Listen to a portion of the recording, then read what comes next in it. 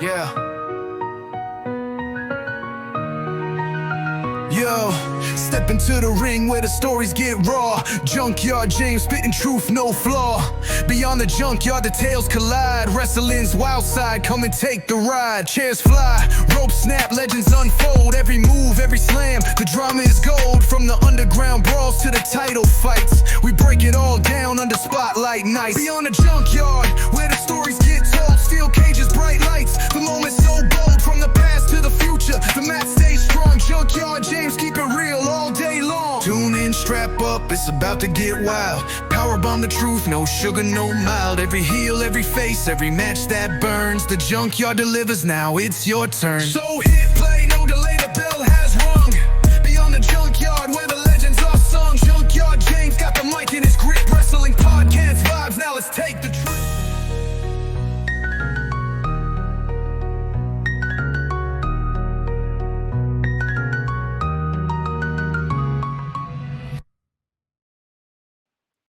What is good, wrestling fans? My name is Junkyard James. This is the Beyond the Junkyard podcast. This is the solo Saturday episode, and we got a pretty deep and tough conversation to talk about this on this episode. I'm recording this the morning of Saturday, October the 18th. Tonight, Wrestle Dream live from St. Louis, Missouri, the Shavitz Arena. We will see Samoa Joe take on Hangman Adam Page in the main event there for the AEW Men's World Championship. If you haven't listened to our predictions show for Wrestle Dream that we did on Thursday, be sure to check that out. And yeah, let's get into this episode. But first, those four icons at the top right hand of your screen, I need you to hit that like button for me. Let me know that you like this video, like this content. Leave a comment below, and let me know your thoughts on the topic. Let me know what you want me to talk about in the future on some of these solo shows, etc., whatever. Whatever you want to comment, just leave a comment down there. It helps the algorithm and helps the video spread. Share this video, organically spread the video around to all of your wrestling friends and family. Today's an interesting video to share. It's going to be a little bit of a historical context to a modern problem. And so it'll be good to share this video, or if you listen to the audio version of it, share the audio to your friends and family who like professional wrestling. And then lastly, if you're watching on the YouTube, hit that subscribe button, turn on your notifications. Again, if you listen to the audio version, subscribe on your podcast apps, if it's Apple Podcasts, if it's Spotify, if it's one of the multitudes of other podcast distribution services. Go ahead and subscribe. Get those notifications. That way, when you know, you will know when an episode airs. And then lastly, if you're on the audio format, leave us a 5-star review. Let all the other podcast listeners know that you can get some good content on the Beyond the Junkyard podcast, and it'll surely help us out. Another way that you can help us out is by clicking the links in the description box for partners that we use, like WWE Shop. If you're a WWE fan and you want to get the next best merchandise that they have come out with, use our link. Help support the podcast that way. Let them know Beyond the Junkyard sent you, and you will help support the podcast. We also are partnered with StubHub. Wrestling's in full season, football's in full season, hockey starting, basketball starting back up. Use that link to get your sporting tickets and even your entertainment tickets. I think StubHub does like concerts and plays and other entertainment things outside of sports. Go ahead and get your tickets through our link on StubHub. They have a 100% fan guarantee. If you're unable to use your ticket or anything that happened there, they will refund you.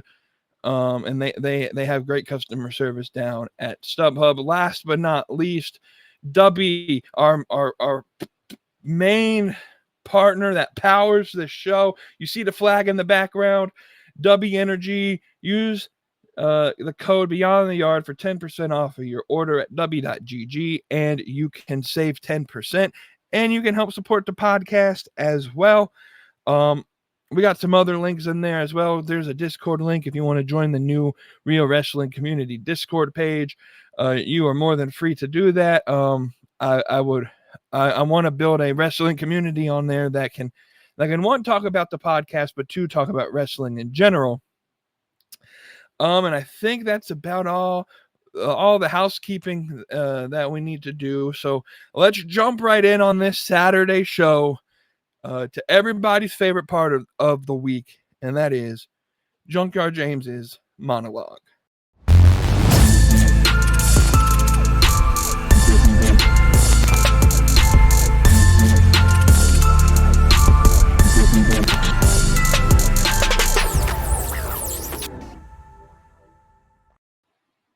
That's right. We keep it real. We keep it raw. We keep it relevant. And we're going to rock the boat a little bit today, especially with today's conversation. We're gonna talk about Andrade's situation and then turn it into a question that I think that has had the need to be answered since all the way back in the late 1980s. So I mentioned on the show on Thursday, Andrade's situation was just getting going, and now more information has come out. And I'll give you the gist, because this conversation isn't necessarily solely because of the Andrade situation, but other situations as well. Because again, I think the wrestling industry has had a fair share of controversy surrounding this conversation for as long as wrestling has been around. And so let's briefly introduce the Andrade situation and then get into the main conversation. So Andrade, he made a re-debut back in AEW probably 2 or 3 weeks ago. Maybe a week or so before that. It was basically immediately after we were made aware that Andrade was gone from WWE. The next Dynamite, he shows up in AEW, attacking Kenny Omega. Well, we haven't seen Andrade since then. And so the question was, what's going on with Andrade? Is there personal issues? Did he get injured? What happened to Andrade? Why haven't we seen him?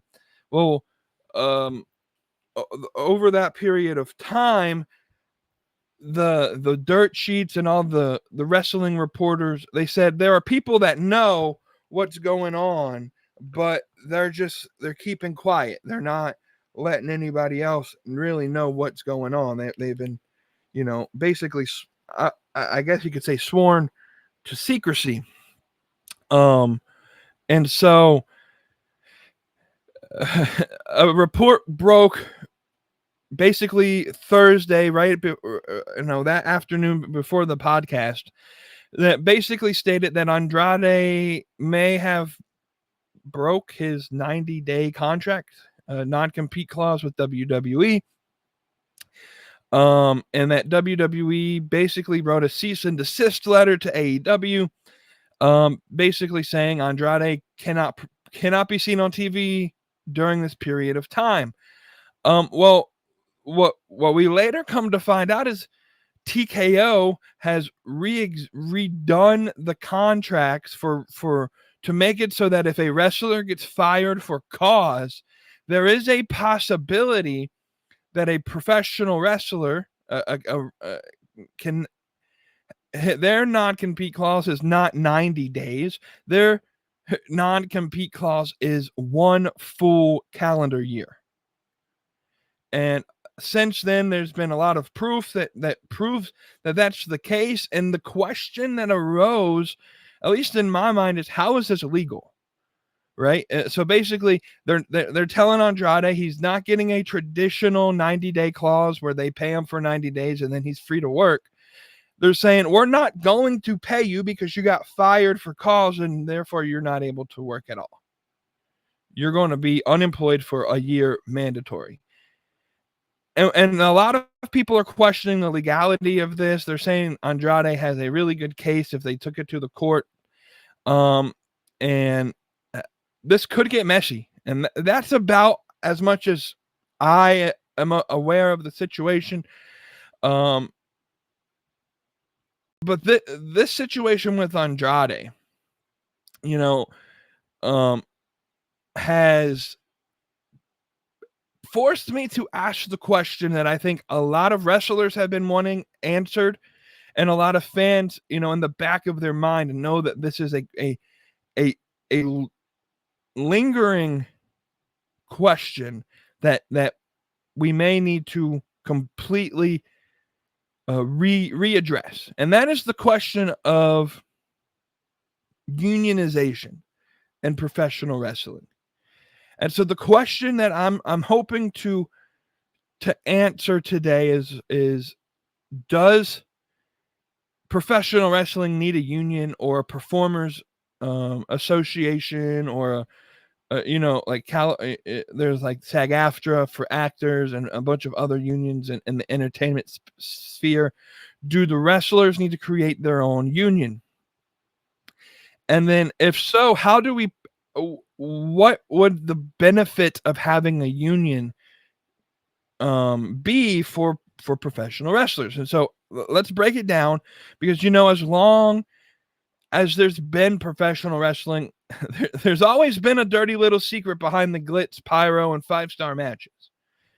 And that secret, it really isn't a secret, but because it's well known, but that secret is that the people that make the business decisions, that make this business what it is, that would be the wrestlers. They basically have zero protection.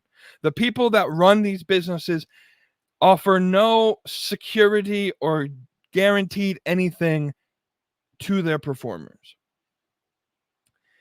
And I know the word unionization makes a lot of promoters, tick and twitch, but the truth is the wrestling world has flirted with it time and time again. Every several years, the topic gets popped back up, and then it disappears faster than Carmelo Hayes's push in the main roster. I mean, it disappears very quickly. They always try to shut it down. So let's talk about a brief history of the attempts of unionization in wrestling. See, it started back in the territory days. Like I said, wrestlers were seen as carniacs, independent contractors that were just moving from town to town. And that label stuck. Promoters liked it that way. Because they didn't have to pay benefits, they didn't have to guarantee work, they didn't have to handle medical costs when a guy broke his neck in the ring, and for countless other reasons. But there were sparks of resistance between the performers. See, in the late 1980s,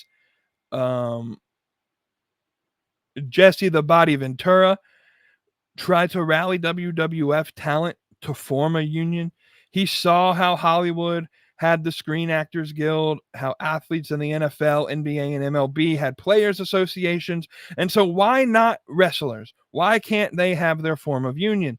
They performed, traveled, and risked their bodies nightly. But when Ventura made his move, someone ratted him out, and the person that it believed to rat him out was reportedly, and again, this is just innuendo, was Hulk Hogan. When Vince McMahon found out, that was that. Ventura was done. The dream of a union died basically right there. There were whispers in the years after, guys like Raven, Perry Saturn, Canyon talking about it during the WCW, ECW era. Even in TNA, there were murmurs of starting a union. And then most recently, with AEW's rise, the question has been brought back into focus, especially with talent realizing that even with a more wrestler-friendly company, AEW structure still isn't what it should be. And so look around the industry today. Wrestlers are still considered independent contractors, but they work full-time schedules. They can't work anywhere without approval. They can't monetize their own name. They can be released at any time for any reason with no severance benefits or fallback. And I'll throw a caveat there. I think this is more appealing to the WWE side. AEW allows wrestlers to work other independent events. They allow them to monetize trademarks. But even still, they can be released at any time for any reason. And as far as I'm aware, there's no severance benefits or fallback, even in AEW. See, if that sounds familiar, it's because it's the same kind of control any company has over their employees, except wrestlers don't get those same protections that full-time employees get from their company. If I got fired from my day job, I would get a benefit package from them. If I lose my health care, then they're going to offer a Cobra plan that will allow me to keep my health care for a period of time. And so wrestlers don't get that. Independent contractors don't get that. And so you look even at Andrade's situation, his contract issues became public. Somebody leaked that he was fired for cause for failing some wellness event or some wellness policy. We don't know exactly the case on that. His contract issues became public. People began whispering, like, is he happy? Is he not? Where is he going? Is he going back to AEW? But see, nobody sees the bigger picture. Why are wrestlers still negotiating contracts like it's 1987? Why aren't there collective bargaining rights? Why isn't there a standardized minimum for healthcare, travel, or post-care medical coverage? See, if I retired with my company, I would get some form of package. I would get Social Security. I would get, I would get some benefit for being an employee of a company. But see, wrestlers are essentially human crash test dummies. They destroy their bodies for entertainment, yet they get no pension. They get no union health care. There's no protection when a company decides to future endeavor you. And look at a modern example. Look at Ridge Holland.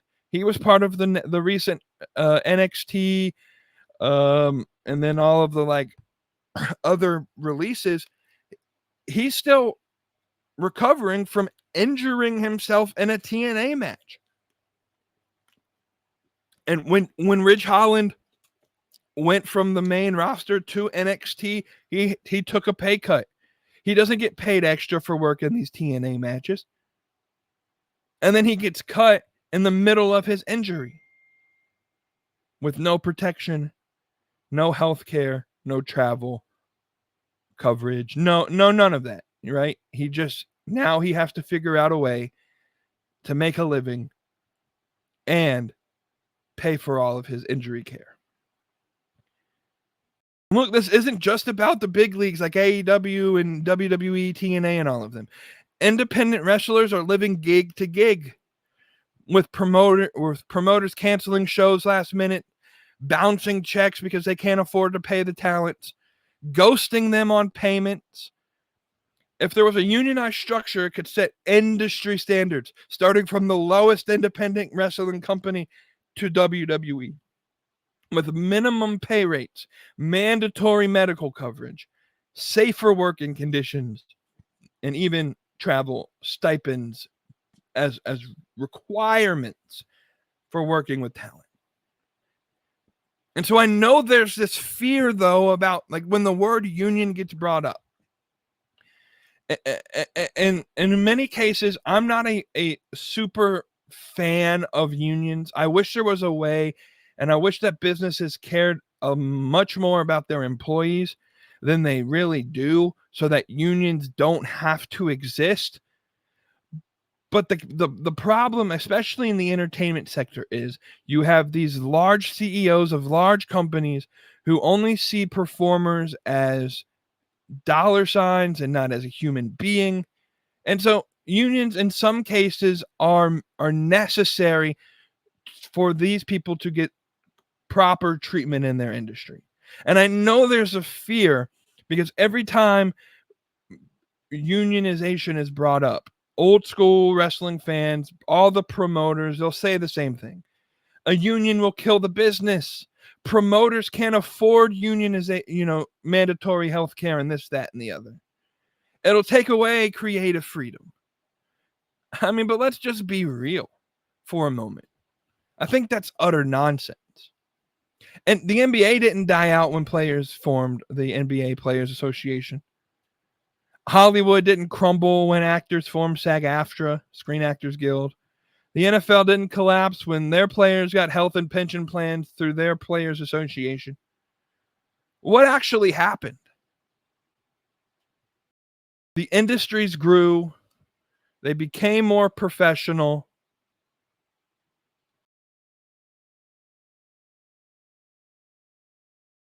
Business, they became more sustainable. Talent was protected. Business thrived.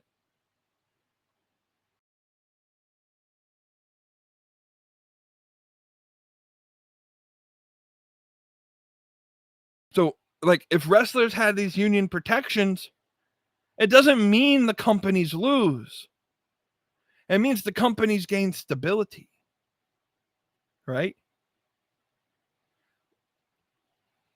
There'd be less turnover. There may be more loyalty to a company if you provide healthcare and job security. Much more fewer exits, fewer contract disputes, fewer headaches to deal with these independent contractors. The quality of the performance would improve. A healthy wrestler is a better performer. Fewer injuries mean longer careers, fewer rush storylines, fewer replacements mid storyline. There'd be more transparency. A union brings standardized paying tiers, standardized medical protocols, grievance processes. This creates trust not only with the public, but with your performers. And public image would improve. Let's be honest. The reputation of pro wrestling has taken its hits over the years. We've seen exploitation, early death, drugs, mental health struggles. A wrestlers association could fix that image, could fix that perception, showing fans the industry actually cares about the talent. See, imagine a world where fans don't have to hear about another legend dying, young, broke, or addicted just to cope with pain of decades in the ring. I feel like we see it every day. Some legend who gave his body for the company has all these medical problems that, they have to find a way to pay for themselves. But because of all these medical issues, they can't take care of themselves. They can't work another job. And so they're poor and addicted on drugs. And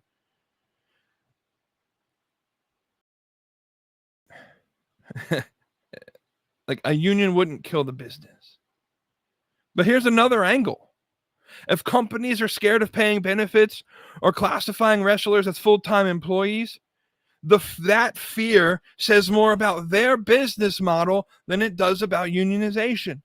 If a billion-dollar company cannot afford to provide healthcare to the people breaking their backs on live television every week, maybe the problem isn't a union.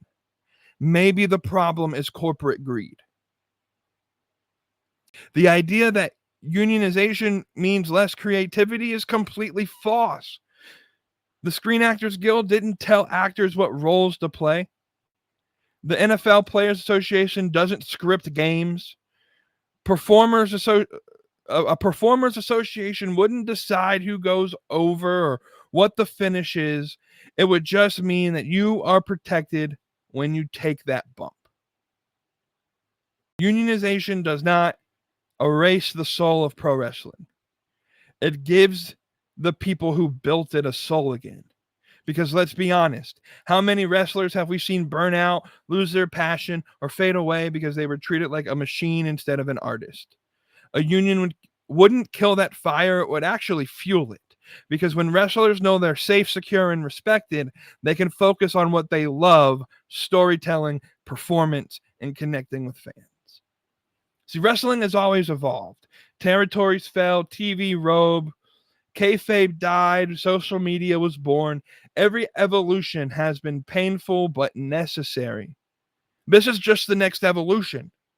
Unionization will not end pro wrestling, but it will make pro wrestling a sustainable, professional, industry.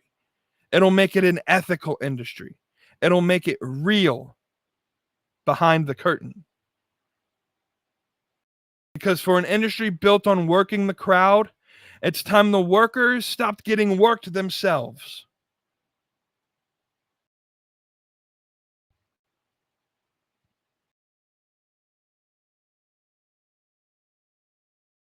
So how do we fix this? How do we go from, it'll be nice to see a union in pro wrestling, to holy shit, a union is actually happening. I've created an action plan for how to do it. And look, I have no say in the business, but this is just my thoughts. You ready? Step 1, create the Pro Wrestling Performance Association. This would be an independent wrestler-run organization, not tied to any one company, but built on the same model as the Screen Actors Guild or the NFLPA. It starts small. Meetings, leadership, dues, legal help. Wrestlers from all promotions can join. Step 2, build cross-promotion unity. AEW, WWE, TNA, New Japan, all the indies, everyone. Different tiers, same principles, fair pay, safety, healthcare. Wrestling has always been divided by companies, but this could unite the workers together. Step 3, we have to redefine what these wrestlers are. Right now, they're seen as independent contractors. They have all the restrictions of full-time employees, but none of the benefits. In any other industry, this is illegal. So what would the goal be? Reclassify wrestlers as full-time employees. That means providing benefits, workers' comp, and job protections to all pro wrestlers. Step 4, you have to have a legal and structural backing. Bring in labor lawyers, bring in union reps from other industries, learn from everybody else what has already worked in other industries. This could be done both legally and effectively. You can build a structure and a legal backing to your industry. And the last step is solidarity. Wrestlers have to speak up together. One person can be ignored. When Jesse Ventura stood up and nobody stood up with him, he was ignored. 10 people can stand up and be punished. But if 100 or 1,000 or 10,000 professional wrestlers step up and say, we need to unionize the industry, that cannot be ignored. That type of power you can't fire everyone or else you lose all the wrestlers. So if they stand up together, speak up together, have solidarity behind a safer work environment, safer, more protected wrestling scene, this can become a reality. So what would the future be? I mean, picture it. A world where a wrestler doesn't have to start a GoFundMe to pay for their surgery after they retire. Where retirement doesn't mean they live the rest of their life in poverty. Where you can heal your body and your mind without losing your spot in line.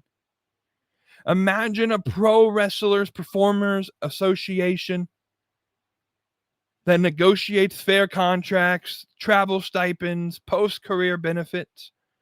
A world where being a wrestler is a career and not just a hobby with a countdown to injury after injury and your body officially just stops working.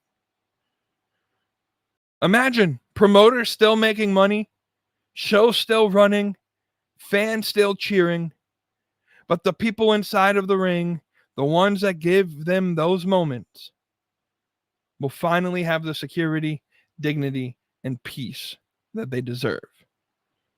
A union would not ruin wrestling. It would honor wrestling. It would continue wrestling. It would benefit wrestling. So that we don't have to see these issues like we saw with Rey Fenix and Pentagon, and now with Andrade, and People love to bring up the CM Punk stuff, the pipe bomb that he did, and the fact that they made him wrestle and he shit his pants on a SmackDown. But then we bring up a union and they cringe a little bit. Who's going to talk the talk and walk the walk? You know, people always say wrestling is about storytelling, right? Good versus evil, struggle, sacrifice, redemption. Maybe this is the story the business itself needs. A story where workers finally overcome the system.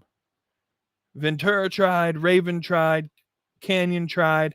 They planted the seeds. It's now time for this next generation to water them. Because the work in the ring may be scripted, but the pain felt isn't. And if you truly want wrestlers to wrestle for the love of the game, then it's time we love the wrestlers enough to protect them.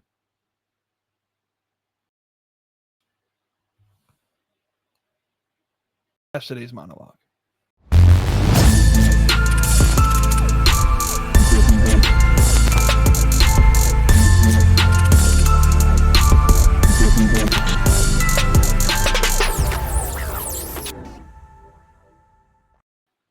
All right, everybody. Thank y'all for tuning into that monologue. Just some final thoughts before we turn the show off for this Saturday.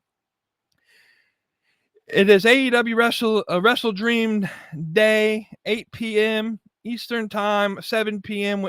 On TNT starts the Tailgate Brawl. Remember, the Tailgate Brawl will be on TNT, but 0 Hour will be on YouTube. It's not the same thing. Just a final heads up there.